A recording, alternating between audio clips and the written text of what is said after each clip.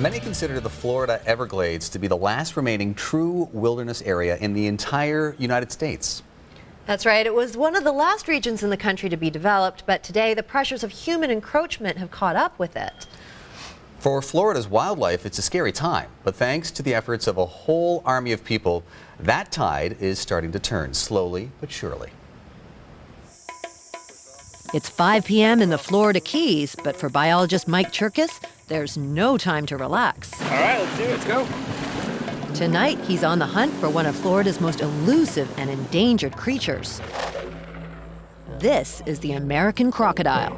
Most people in Florida do not know there are crocodiles. Unlike its cousin the gator, crocs can't stand the cold.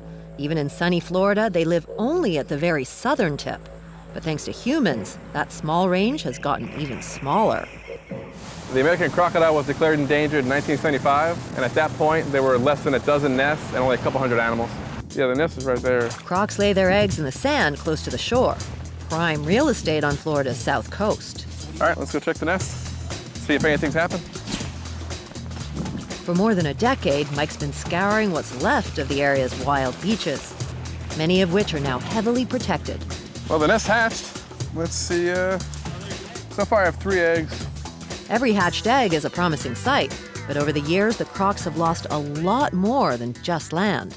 The main threat currently is water supply of fresh water to the bay and to crocodile habitat. At one time, almost all Florida's fresh water drained south through the Everglades, a giant, slow-moving, shallow river. But to prep South Florida for settlement, a vast network of drainage canals was carved out in all directions. The land dried up, but so did most of the Everglades. Water isn't delivered naturally like it was historically, then crocodiles and other wildlife can't survive. 200 kilometers north of the Keys, a mega engineering project is underway to help keep the crocs alive. Behind us, you'll see the trucks and the dozer pushing material into the C-38 canal. This is ground zero for the largest environmental restoration project in U.S. history.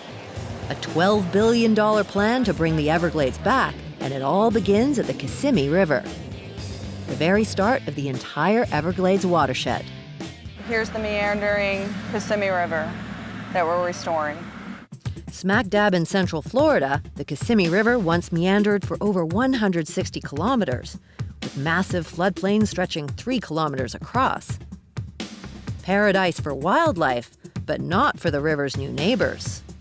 In the 1940s, there were large hurricanes that came through this area and caused a massive flooding, and so the C-38 canal was dredged for flood control. In 1962, the Army Corps of Engineers was hired, and the river was recarved. Digging a deeper, straighter, and much shorter canal to drain the land more quickly, the old Kissimmee River and its wetlands were destroyed. Well, there was a lot of negative environmental impacts. Now the Corps of Engineers is back, this time to fix it. To date, more than 21 kilometers of the canal have been filled back in. From high above, it's easy to see where the canal ends, and the old meandering river takes over once again. We've already seen improvement in water quality and also the wading birds, the fish. All these improvements, just like the water, trickle downstream. Here's the flag.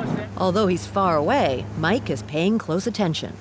The crocodile at the top of the food chain. If the system is doing well as a whole, down from the bottom up, then the things at the top will be healthy and in good condition and abundant where they should be naturally.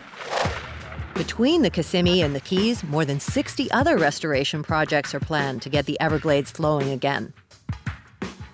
And this road is next in line. The Tamiami Trail is basically an asphalt dam. Built in the 1920s, the Tamiami Trail was designed as a link across the state. But for the small portion of fresh water still flowing south, the road created one more obstacle. It basically blocked the flow to Everglades National Park, which is at the end of the River of Grass. Water still gets past, but only through small floodgates or even smaller culverts. So now there's a new plan. We're going to initially start with a 1-mile bridge that will begin to open up flow. It won't provide all the flow that we wanted to get across the trail, but it will make a good start. Ultimately, more bridges are planned. For the crocs and all other Glades wildlife, the tap might once again be turned on. Back in the Keys, the croc hunt is in full swing. This is where the nest was. Even before ground at Tamiami Trail is broken, croc numbers in Florida are rebounding.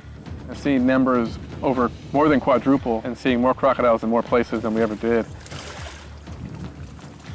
Got one, Ed, over here. Looks good, nice and fat.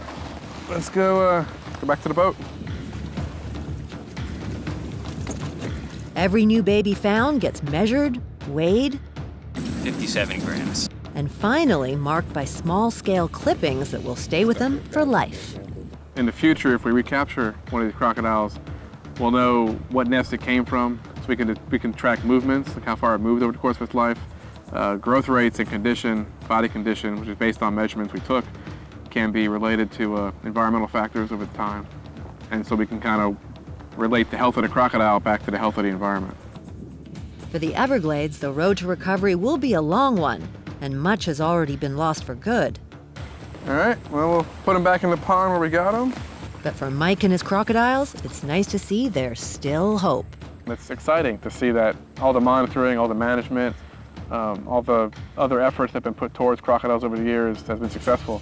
And I plan on sticking with it and seeing it through.